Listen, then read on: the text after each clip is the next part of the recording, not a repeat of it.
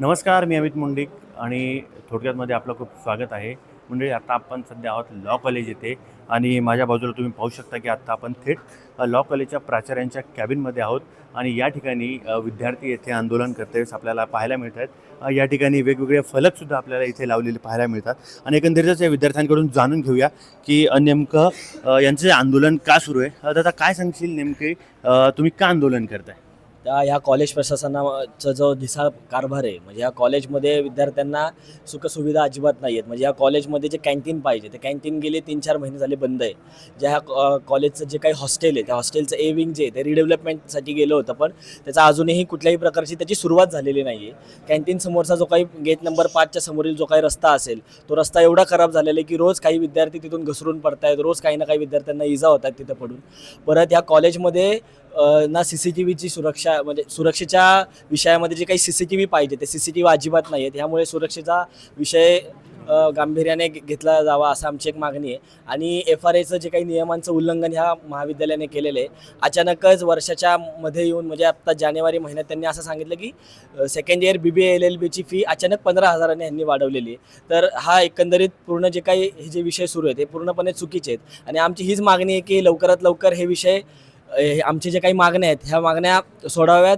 आणि खरं तर आम्ही ज्या वेळेला निवेदन द्यायला या कॉलेजच्या प्राचार्यांना भेटायला आलो, पण गेली 2 महिने झाली या प्राचार्य या कॉलेजमध्येच नाही आहेत, जे की स्वतः इन्चार्ज प्रिन्सिपल आहेत आणि स्वतः अमेरिकेत जाऊन बसलेत. गेली 2 महिने झाले कुणीही आमचं निवेदन स्वीकारलं नाही आहे, काही केलं नाही आहे. त्यामुळे आम्ही संविधानिक मार्गाने खाली आत्ता आंदोलन करत होतो, पण कुठल्याही प्रकारचा आम्हाला रिस्पॉन्स मिळाला नाही आहे. म्हणून आज आम्ही प्राचार्यांच्या केबिनमध्ये येऊन आंदोलन करतो आहे. बरं, ताई काय सांगशील तू एकंदरीत?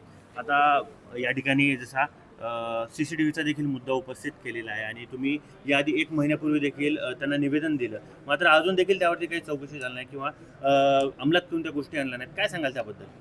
अतिशय ढिसाळ कारभार आहे या कॉलेजचा. जर तुमचा प्रशासक प्राचार्य कॉलेज चालवायला म्हणून बसलेला असेल, तोच जर का 2-2, 3-3 महिने गायब असेल, तर मला जर प्रश्नच आहे की या प्रकारचे कॉलेजेस एवढे जे आपण मोठे मोठे म्हणतो, चीफ जस्टिस या कॉलेजने दिले, मोठी मोठी लोकं दिलं, त्या कॉलेजचा हा प्रकार असेल तर मग लाजिरवाणी गोष्ट आहे. मग भारतातले बाकीचे कॉलेजेस कसेच चालतील हा प्रश्न आहे. आणि जर का एवढ्या छोट्या छोट्या गोष्टींसाठी जर ABVP सारख्या एवढ्या मोठ्या संघटनांना उतरायला लागत असेल की आम्हाला साधे रस्ते द्या, साधे CCTV द्या, साधा आम्हाला जेवणासाठी 2 किलोमीटर चालायला लागतंय मेस बंद असल्यामुळं, तर लाजिरवाणी गोष्ट आहे. आपण इथं बसतोय हीच लाजिरवाणी गोष्ट आहे. विचार केला पाहिजे आपण ह्या कॉलेजमध्ये ॲडमिशन घ्यायच्या आधी 4 वेळेला. मग बरं, आता एकंदरीत आता तुम्ही जसं सांगताय की अचानक कॉलेजची फी देखील वाढवण्यात आलेली आहे, त्याबद्दल काय सांगाल तुम्ही? म्हणजे याचा भर तुमच्या गोष्टीवरती पडतोय का? ऑफकोर्स पडतोय. जसं की आता मुलं खूप वेगवेगळ्या छोट्या छोट्या शहरांमधनं येतात. घरची परिस्थिती सगळ्यांची काही सारखी नसते. प्लस आत्ताची परिस्थिती आपण जर का बघितली, वॉर आणि हे ते, तर काय सध्या काय महागाई वाढती कमी होते असं नाहीये. रोजच्याला आपल्याला खर्चाला पैसे नसतात. 15,000 रुपये कुठनं आणायचे प्रत्येक विद्यार्थ्याने या ठिकाणी द्यायला? आणि हे सुद्धा अचानक सांगितलं होतं की फी वाढली आहे वगैरे वगैरे, याची काही पूर्वकल्पना नव्हती. बरं.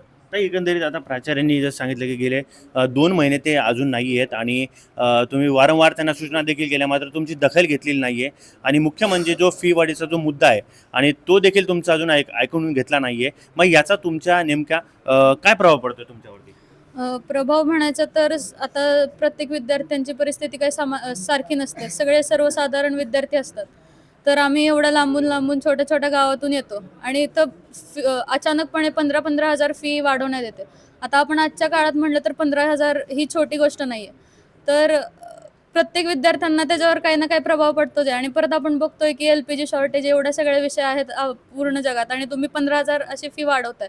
बरं, फी वाढवून सुद्धा त्या ठिकाणी मूलभूत अधिकार मिळत नाही आहेत मुलांना. जसं की म्हणतो आपण, रोड्स नाही आहेत, CCTV नाही आहेत, कॅन्टीन नाही. कॅन्टीनसारखी लहानशी गोष्ट विद्यार्थ्यांकडे नसेल तर मग विद्यार्थ्यांनी काय करायचं? आता आजूबाजूला पण खाण्याचे खूप कमी ठिकाण आहेत.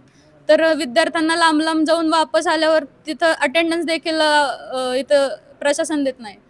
तर मग विद्यार्थ्यांनी करायचं काय? तर या सगळ्या छोट्या छोट्या कारणांनी विद्यार्थ्यांनी पण प्रशासनाला दखल दिली. त्यानंतर ABVPला पण जर या ह्याच्यात उतरावं लागत असेल आंदोलनावर, तर ही खूप लाजिरवाणी गोष्ट आहे पूर्ण प्रशासनासाठी आणि इथं शिकणाऱ्या विद्यार्थ्यांसाठी देखील. अगदीच ज्या लोकांचे प्रश्न हे वकील लोक जे प्रामुख्याने नंतर मांडणार आहेत, मात्र त्यांनाच पण उपोषणासाठी बसावं लागते आणि वारंवार सूचना देऊन देखील त्यांच्या गोष्टी ज्या आहेत त्या देखील कंप्लीट होत नाहीत. आणि आता जसं आता आपण पाहू शकतो की भावपूर्ण श्रद्धांजली ILS प्रशासक म्हणून. दादा, तू हे जे फलक घेऊन थांबलाय, काय सांगशील? कसं आहे, जर तुम्ही या कॉलेजमध्ये शिकणाऱ्या विद्यार्थ्यांकडून फी घेताय ना, तर तुम्ही त्यांना तशा मूलभूत सुविधा पण दिल्या पाहिजेत.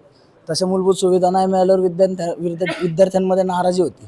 आणि हे कॉलेज जे आहे ना, कुठलं पण कॉलेज असू द्या, हे कॉलेज प्रशासन नाही चालवत, हे कोण दुसरा माणूस नाही चालवत. हे कॉलेज चालतं त्यांच्यामुळं की विद्यार्थ्यांमुळं. हे कॉलेज विद्यार्थ्यांमुळं चालतं. हे कॉलेजचं नाव पण विद्यार्थी जे इथून शिकून मोठे होतात त्यांच्यामुळे या कॉलेजचं नाव मोठं होतं. तर कॉलेजने असं नाही समजावं की विद्यार्थी म्हणजे फक्त फी भरून इकडे शिकायला येणार आहेत. तर कॉलेजने हे जाणून घेतलं पाहिजे की विद्यार्थी त्यांच्यासाठी किती महत्त्वाचे आहेत आणि त्यांना मिळायला ज्या पाहिजेत मूलभूत सुविधा त्या पण किती महत्त्वाच्या आहेत. जर तुम्ही फी घेताय, पहिली गोष्ट तर अचानक अशी फी वाढवायला नियमच नाही आहे. आणि दुसरी गोष्ट म्हणजे जर तुम्ही घेताच आहे ना, तर तुम्ही त्यांना निदान जगण्याच्यासाठी जे महत्त्वाच्या गोष्टी आहेत ना, की जसं की खाणं झालं, जे कॅन्टीनमध्ये जाऊन खातात, आणि स्वच्छ पाणी झालं, ते त्यांना मिळालं पाहिजे. तेही या कॉलेजमध्ये मिळत नाही आहे. CCTV फुटेज काढायला या ठिकाणी CCTV कॅमेरे नाही आहेत. त्यामुळे सिक्युरिटीचाही मोठा प्रश्न त्या ठिकाणी उपस्थित होतो. आणि म्हणून आम्ही इथं ह्या सगळ्या मूलभूत मागण्यांची हे घेऊन आम्ही इथं बसलेलो आहे. आणि जोपर्यंत ह्या मागण्या पूर्ण होत नाही तोपर्यंत आम्ही इथनं उठणार नाही. दादा, एकंदरीत आता आपलं पुढचं पाऊल काय असणार आहे जर तुमच्या मागण्या मान्य नाही झाल्या तर? आम्ही इथं बसून राहणार आणि आम्ही अजून तीव्र स्वरूपाचं आंदोलन त्या ठिकाणी करणार. तर अगदीच जे विद्यार्थी आहेत आणि त्यांनी आपल्याला सांगितल्याप्रमाणे की अगदी आमच्या मागण्या ज्या मूलभूत गरजा आहेत त्या आमच्या जर मान्य नाही झाल्या तर आम्ही या प्राचार्याच्या कॅबिनमधून उठणार देखील नाही, असा देखील इशारा यावेळी आंदोलनकर्त्यांकडून देण्यात आलेला आहे.